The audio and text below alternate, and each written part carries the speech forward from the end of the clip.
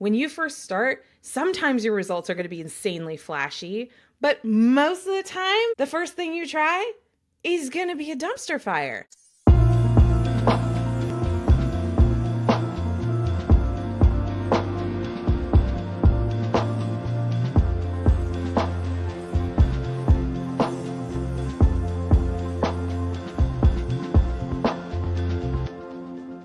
Well, good morning and hello, and welcome to the Coach's Plaza. We're talking resilience, and we're going to get started today about talking about not just resilience, but relentlessness, relentlessness. So, we're going to dive into this because if you've wondered how some coaches just stay in the game year after year and they seem to go no matter what, then this is the live stream to tune into.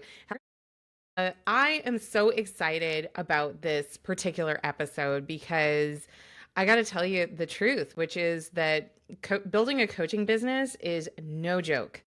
Okay, there's going to be ups and there's going to be downs. There's going to be these high highs and low lows. And if we don't talk about how to handle them in advance, you're more likely to take a low very badly, and you can even take a high very badly.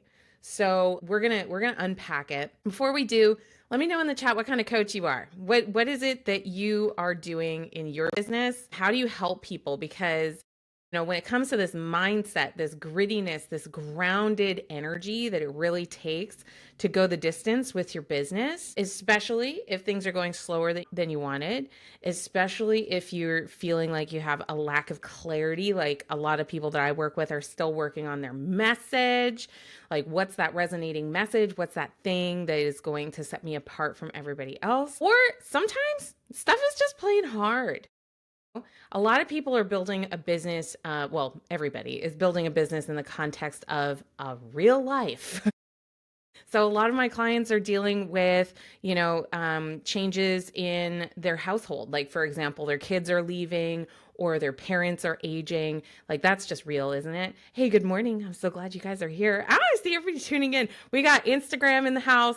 I do go live there, but the replay is always going to be in our free group, Clients Over Chaos. You can head over to next5clients.com. That's next5clients.com to request access to the free group. And then you can have this very recording along with our library of other recordings at your fingertips for free. So let's talk about this. I think most marketers and gurus kind of make it sound like you just have to follow a sequence of steps. And hey, look, okay, I super hate throwing rocks. So I also will tell you there's steps. There's for sure a blueprint to building a coaching business. However, I think sometimes we take that blueprint or that simplified model and we think, oh, well, then it should be easy because it's so simple to understand. Is simple the same as easy? Like, is simple the same as easy? Definitely not, right? Like, absolutely. So it's very important that we understand things in a simple way, which is why I'm going to encourage you to master the art of frameworks, really understand how to convey complicated, difficult to understand things in simple step-by-step ways. That's one of the things that will make you an absolute superpower as a coach and as an expert and as somebody that is going to be trusted. And also, building a coaching business is anything but linear. At a minimum, you're going to be iterating. You know what I mean by iterating? You're going to try something. It's going to kind of work a little bit, but it's not going to work all the way. And you're going to be like, did I not follow the recipe right? Did I not do the steps? Oh my God, the gurus lied to me. Oh my God, right? And look, I get that because I've definitely had that particular temper tantrum a time or two. However, what I've learned is like, no, the path was right. The steps are right. I was actually having this conversation with my partner and my dear husband today that the packaging or the way that you deliver is not actually the big factor. So like if you're offering, we were talking about paid advertising, right? I could run ads to download a PDF. I could run ads to join my community. I could run ads to join a challenge. I could run ads to host a webinar. I could run ads to do a quiz. I could run ads to a book. I could run ads to a bundle. And like all of those different formats, you can think of that as the packaging of the idea. But if the idea is not good, or rather, if the idea is not clear, then it's not going to be an easy yes. Okay. And what we're going for in our communication with people that we would love to coach, that we would love to support, that we would love to engage with in a deeper way, is we want the yeses to be as clear and actionable and easy as possible. Because how many of you would rather hear an easy yes than fight for a tough no? Right? Like, I'm going to say that again. How many of you would like to do the hard work of learning how to communicate the easy yes versus fighting for the hard no? And like this fighting for the hard no, oh my God, I see it all the time in businesses, in how people will approach to try to sell things to me all the time. Just this weekend I got a message from a guy, no kidding, this is not making it up. I was like, hey, nice to meet you, thanks for the connection, you here for the content, you building a coaching business. That's how I like to open conversations with strangers. And he goes, I don't want any help. I'm just looking for 7-figure joint venture opportunities. And I'm like, whoa, okay, hang on a second. And like, just quick question. Do you think I gave access to this person? Did I give them access to this community?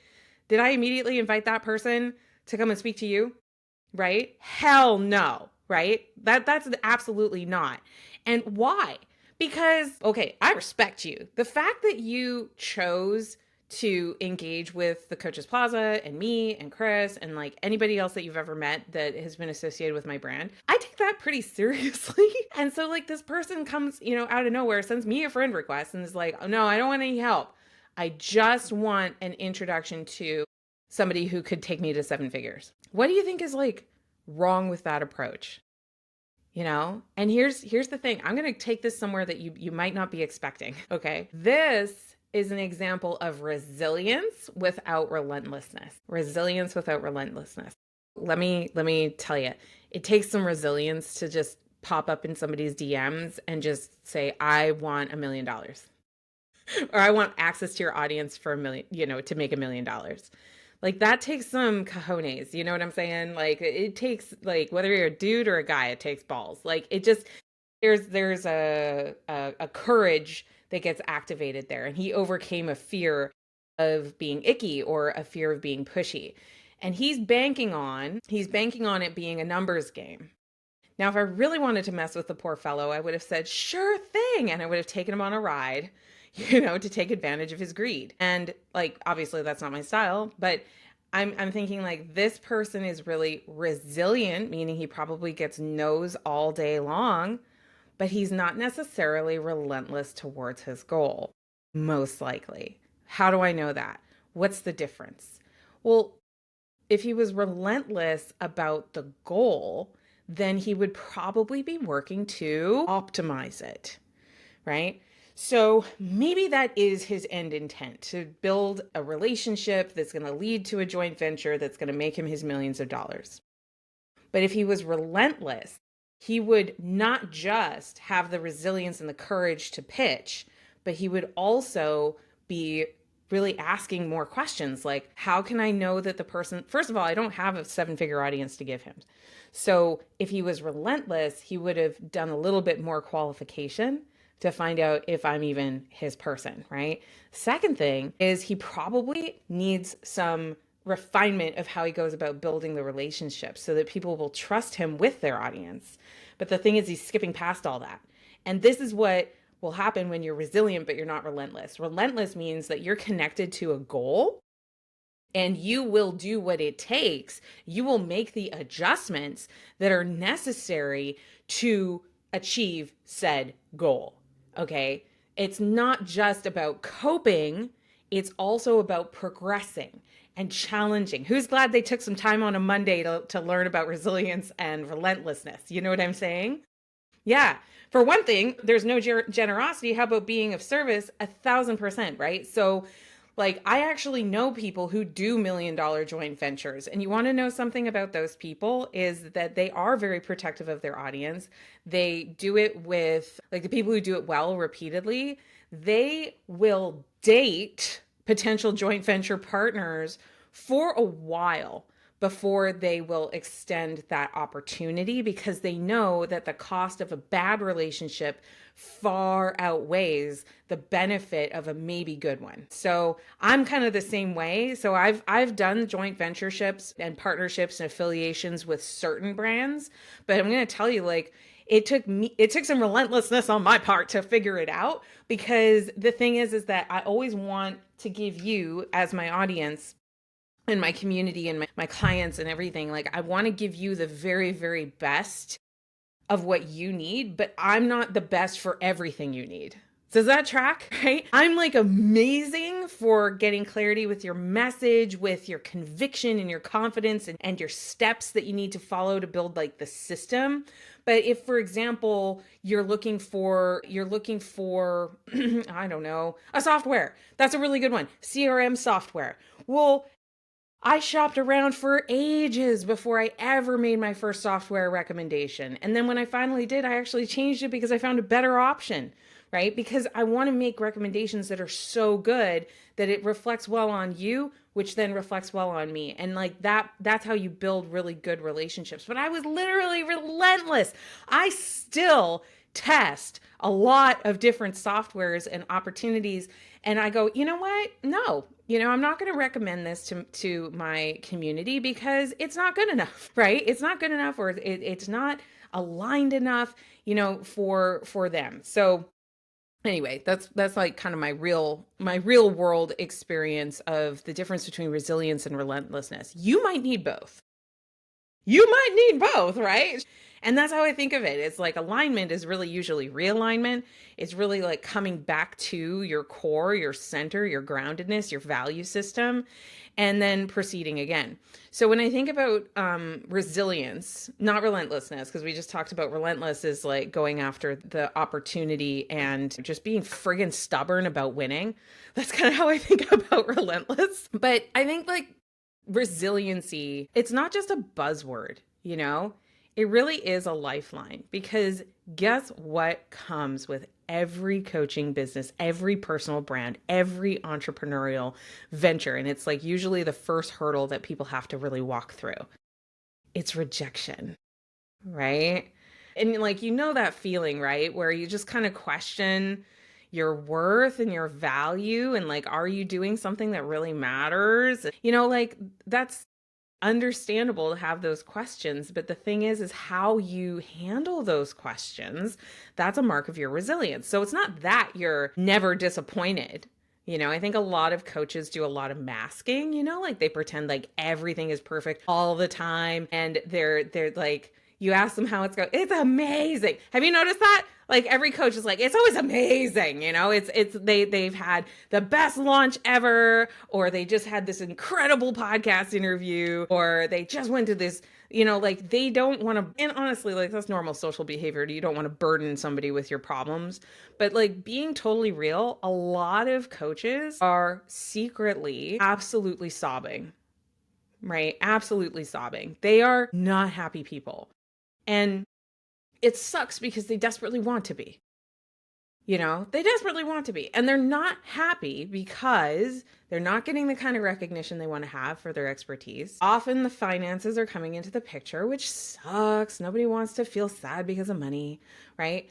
They often are feeling a level of betrayal in the industry, and like I know that arguably that launched my whole brand. It's just sort of this feeling of betrayal of like, I was supposed to become a coach. It was supposed to be this next career lifeline. And what the heck do you mean I have to market? What the heck do you mean I have to learn sales skills? Gross, nasty, And so there's a lot of disillusionment that comes from being more serious about the goal. And hey, I'm actually going to tell you, that's not just the coaching industry. That's every industry. That's every endeavor for change. We all start going after change thinking the grass is so much greener, and we think like, oh, my life will be so much better if, but because it's this lofty thing far away, we don't really know what it looks like. but we're pretty sure it's better than where we stand. So we pursue the goal, we get after it. And I remember doing this the very first time I joined a fitness class. I was like, this is going to be great. I'm going to go from being, a little doughy to just being the svelte, antelope or gazelle or whatever is very svelte. I'm going to be that, because I just signed up for this class. And then I was like so sore after the first class, and I had terrible resilience. I had terrible relentlessness when it came to my fitness. And so I allowed that soreness to prevent me from going to the next class. Like, who has had an experience like that? Maybe it was in cooking, maybe it was in health, maybe it was in relationships, but it's like you walked in and you were so like, I almost think like wide-eyed and dreamy about how awesome everything's going to be when you finally do the thing. And then reality hits you. It's like, oh my God, I didn't know about the lactic acid buildup, especially when you're super out of shape. I didn't know about hydration. I didn't know about nutrition. I did not know what I did not know. And as I started to learn these things, I'm like, oh my God, mastery in this area is going to take effort, pain, suffering. Oh no. And it sucks, right? This is a very uplifting Monday Live, just in case you were wondering. I'm really working on my optimism and all of that. But jokes aside, I had to learn how to become resilient. I had to learn how to develop that, because guess what? When you first start, sometimes your results are going to be insanely flashy, but most of the time, the first thing you try is going to be a dumpster fire. And it sucks because like I think people say this a lot, but they don't say like the rest of it is that in order to get to predictably good results, you have to be able to endure sucky ones, right? Because it's not your perfection that is going to activate your skill sets and activate your persona, your message, your ability. It's your persistence and your practice, your deliberate practice that allows you to accept the failure, accept the learning from the failure. Ding, ding, ding. That's really, really important, right? It's not just because, like, I think resiliency, you can kind of accept a failure, but you can sort of like resign to it. You know what I mean? Does anybody have a friend like that? Shout out, I have a friend who it's just like they hit the wall, they hit this obstacle or this roadblock, and then it knocks them back because, of course, right? But then they're just like, never mind. They just kind of like lay there in a puddle. And you're like, you believe in your friends, so you're kind of like, get up, but they've resigned themselves. Like they resign, right? So that's generally a lower level of resilience. And what I did not know until I knew is that resilience is a skill like anything else. Your ability to persevere, your ability to pick yourself up. So when I'm measuring my resilience, I'm not measuring whether I fell down because I'm going to fall down, right? I measure how fast I bounce up. So when I get bad news, and it's 9 o'clock in the morning on a Monday, and I get like that email that makes my heart sink, right? Or I get that phone call that I'm like, oh no, something bad happens. Am I good by 10 a.m.? Or did that just destroy my whole day? Or did that destroy my whole week? Or did that destroy my whole year? Some of you, that knockdown that you keep having, it's keeping you on the floor. And other people had the same knockdown. And this is like, I love you, but you need to know this. Other people had the same knockdown and worse. And they are much further along with getting back on the saddle, getting back against, their plans and their goals and their challenges. And I am not saying that to make you feel guilty. I am saying that to activate your understanding that resilience is something you develop by getting back up, by continuing on, by choosing yes. Shout out yes, okay? You're trading that sucky feeling for the feeling of activation towards the goal. Because the truth is, you're going to have so much flow by making steady progress against your goal, steady, measurable progress against your goal, versus waiting for some external force to give it to you, okay? So, and look, this is counterintuitive. This is counterintuitive. And to prove it to you, take a look at how big some of the lotteries are. How many billions of dollars are going through lotteries all the time?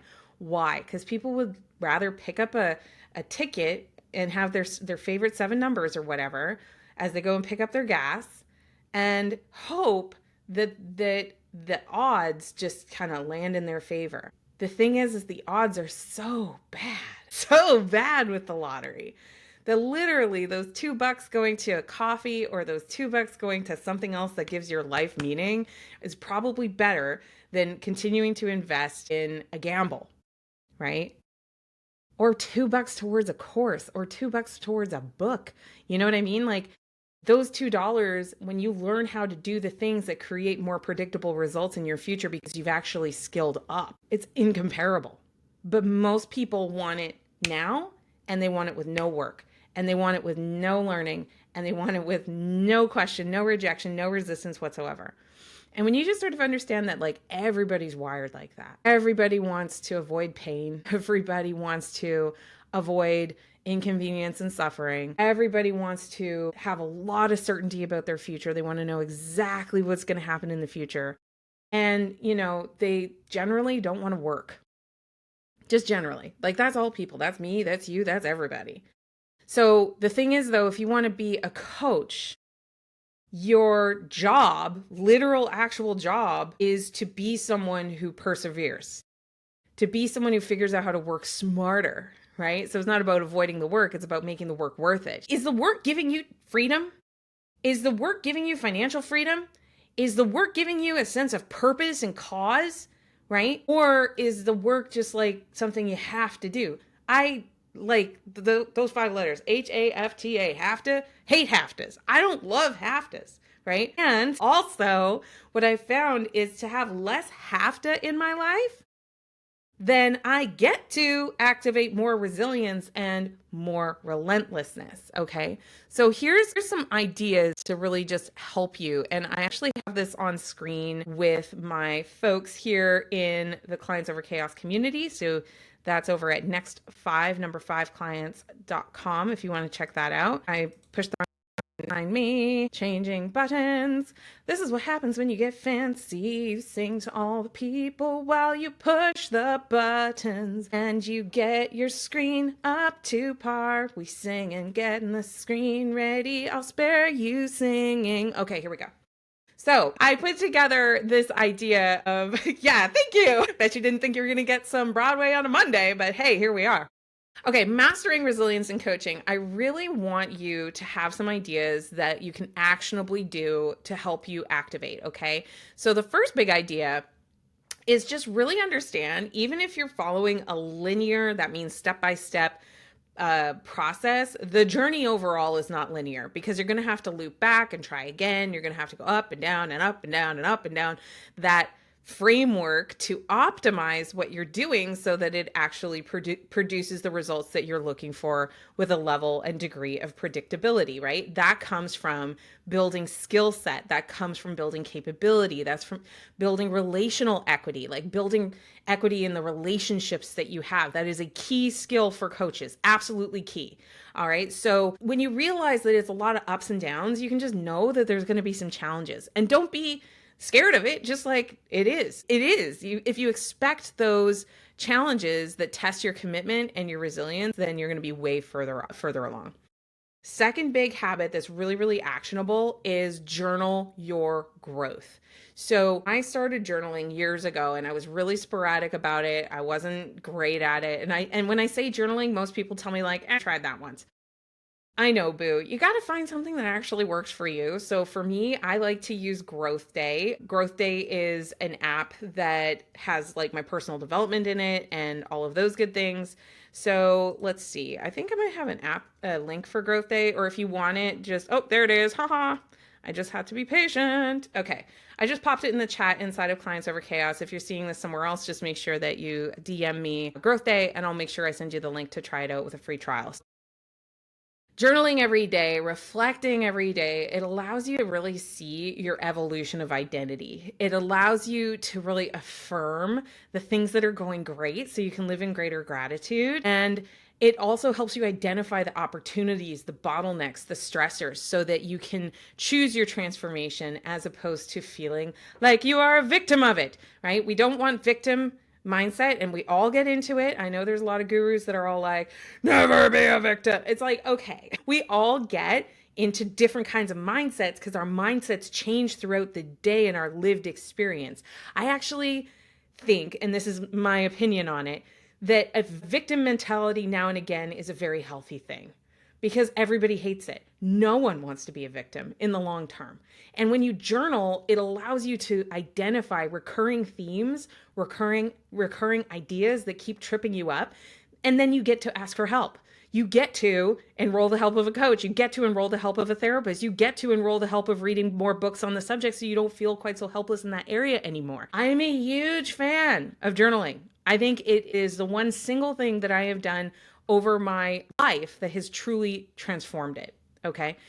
If this is helpful, just shout out why in the chat. The third thing that I really recommend for you to really get the most out of your efforts towards resilience and relentlessness is celebrate those efforts. One of the reasons that I know I have been slower to grow than I want to grow, and a lot of my clients struggle with this as well, is that they never celebrate the in-between.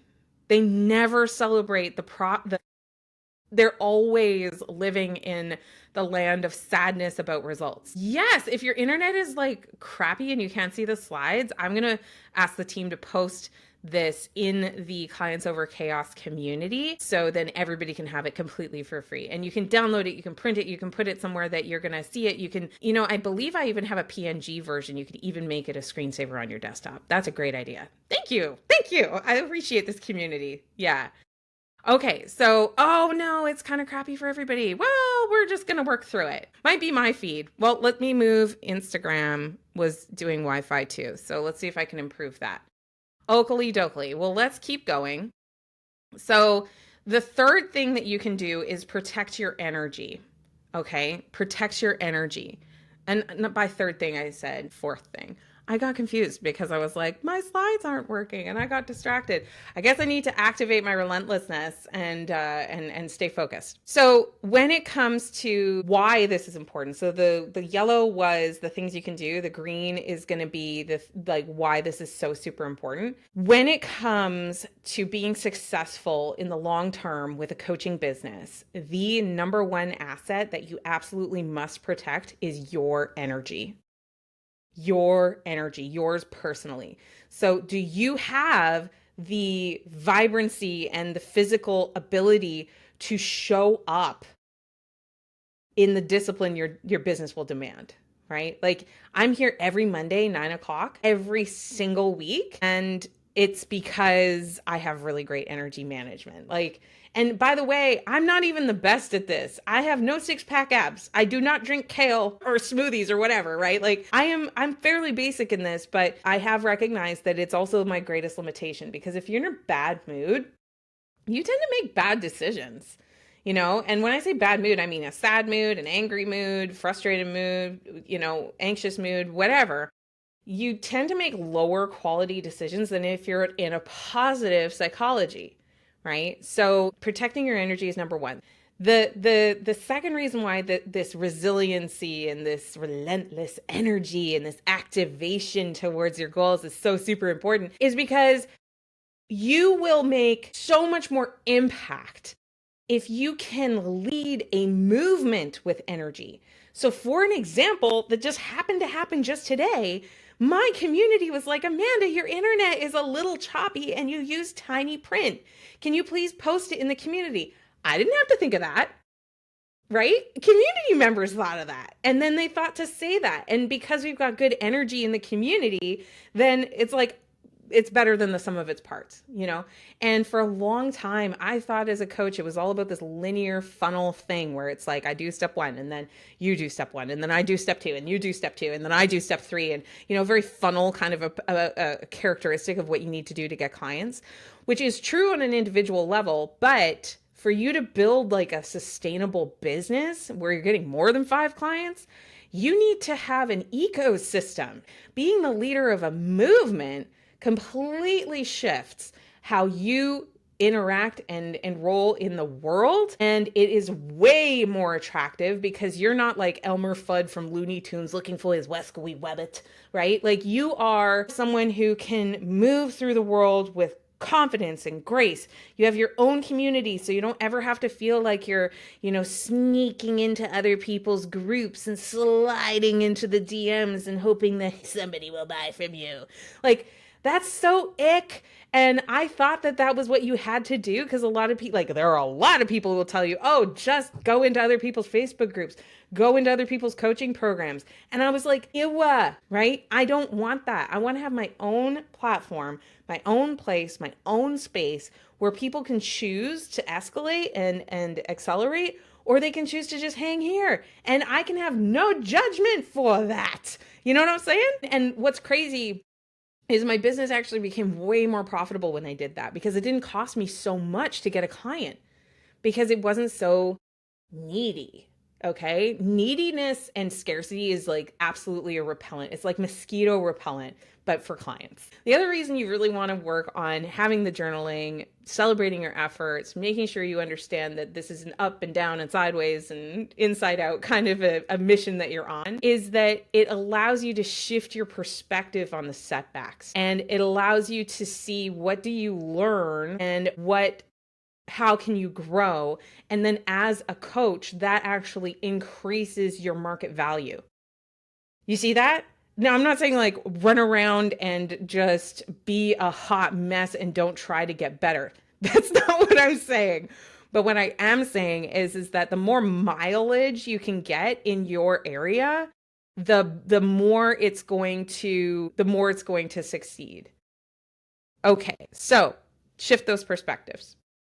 Let's come back to the normal view. I just had to go there. Okay. You didn't get a long song because the button was super, super handy. So today we've been talking about your resilience and your resentment, and not your resentment, your relentlessness. Please don't be resentful of what I taught you today, but hey, I can't help it. That's your choice. You're entitled to your opinion. Okay. So I want to just reflect back to you that you don't have to stay living in second guessing yourself. If you feel like it is Monday, thank you. Appreciate your grace. So you don't have to stay stuck. Like this week really can be the week that you activate a whole nother level of your being, a whole nother level. And like the big secret is you got to let go of that thing that you still feel guilty about, of that thing that you still feel weak about, of that thing that you still feel unconfident about. It's time to bless and release that and let it leave behind the footprint of a lesson. Just let it do that. And I find it really helpful because like when people tell me to just stop doing something, I'm like, okay, and I have a hard time stopping. What helps me more is when I trade. So what thought are you having that's keeping you really low and slow? And what would you like to trade it for? Right? What is the empowering thought? What is the activating thought? What is the forward momentum reminder that you need to activate? And I'm serious, what is it? Let me know in the chat. What is that reminder to yourself? You're going to trade the victim headspace or the sadness headspace or the anger conflict headspace. So like if you've been in resentment, like that's the opposite of resilient, right? So if you've been in resentment, what's a resentment you're going to let go? You're going to forgive. You're going to let them be them and you're going to let you do you. So what is that reminder or that thing you're going to tell yourself, and you just do it again and again, like literally 50 times a day, as many times as you can. What is the trade? What are you going to activate instead? That's how I've developed so much resilience, is I've recognized the value of a trade. I've recognized that what has happened in the past is in the past, right? There's literally nothing you can do about something that is in the past. And in fact, there's nothing you can do about the certainty of the future except to have certainty in today and what you know today and what you can activate today. And the more that you can activate your presence, you're going to look up and you're going to look back to where you were 6 months from now. You're going to look up and you're going to look today and you're going to go, oh my God, I'm living that future that I wanted 6 months ago. But it's because you chose to leave behind the habits of resentment, the habits of deflection and failure and like all of these kinds of things. Does that make sense? So if you're up for these reminders, shout a Y in the chat. You're going to do it. You're going to activate. And I am going to be back next week for our next training, which is going to be how and when to change your coaching niche. So we're going to be talking about purposeful pivoting. So how and when to change your coaching niche. This is a big one because a lot of people, they don't get any kind of traction or momentum with their first 5 clients. And so then they think, oh, well, maybe I'm going in the wrong direction. It might be that, but it might be something else. So I'm going to take you through a thought process next week to see whether there's an opportunity to pivot on purpose. And we will see you next time. And again, don't forget to join us in the free group, next5clients.com. That's next number 5clients.com. See you soon.